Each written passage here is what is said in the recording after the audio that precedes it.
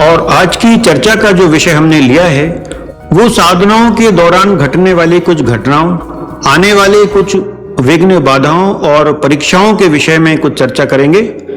अब उदाहरण के तौर पर मनोनिग्रह व्रत साधनाओं को ही ले लेते हैं। मनोनिग्रह का ये जो व्रत है एक कठिन साधना ही है एक प्रकार की, क्योंकि मन को साधना तो कठिन है ना, तो उसकी साधना भी कठिन होगी। तो जिन लोगों के लिए ये एक साधना जैसा ही है, जो लोग इस साधना को गंभीरता से लेते हैं, तो एक बात वो समझ लें वो लोग कि जब साधक किसी साधना में उतरता है, कठिन साधना में उतरता है, तो उसको परीक्षाओं से भी गुजरना पड़ता है। सदैव से दो प्रकार की शक्तियां रही हैं, एक देवता संबंधी शक्तियां हैं और दूसरी शक्ति जो है वो आसुरी शक्तियां हैं। तो देवता लोग तो आपकी साधना की परीक्षा लेने के लिए आएंगे या आपको कुछ वरदान, सिद्धि इत्यादि देने के लिए आ सकते हैं, या अनेक बार बड़े बड़े सिद्धगण जो हिमालय में वर्षों से तपस्या कर रहे हैं वे लोग भी आपसे साधना के दौरान या ध्यान में संपर्क कर सकते हैं।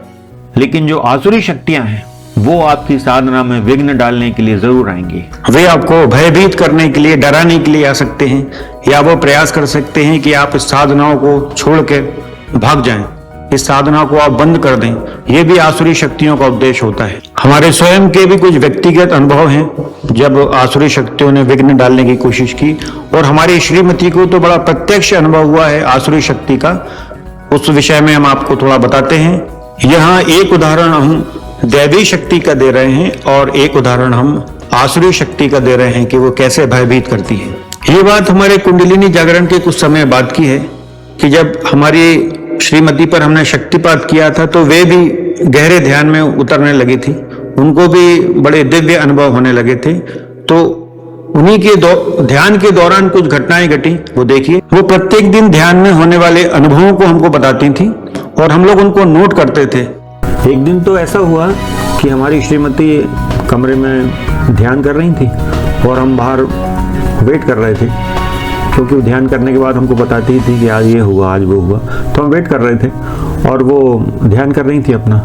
तो अचानक उन्होंने हमको बुलाया कि वकील साहब, वो हमको वकील साहब कहती हैं कि वकील साहब आइए, कुछ अजीब सा हो गया है। तो हम गए एकदम दौड़ के, हमका पता नहीं क्या हो गया।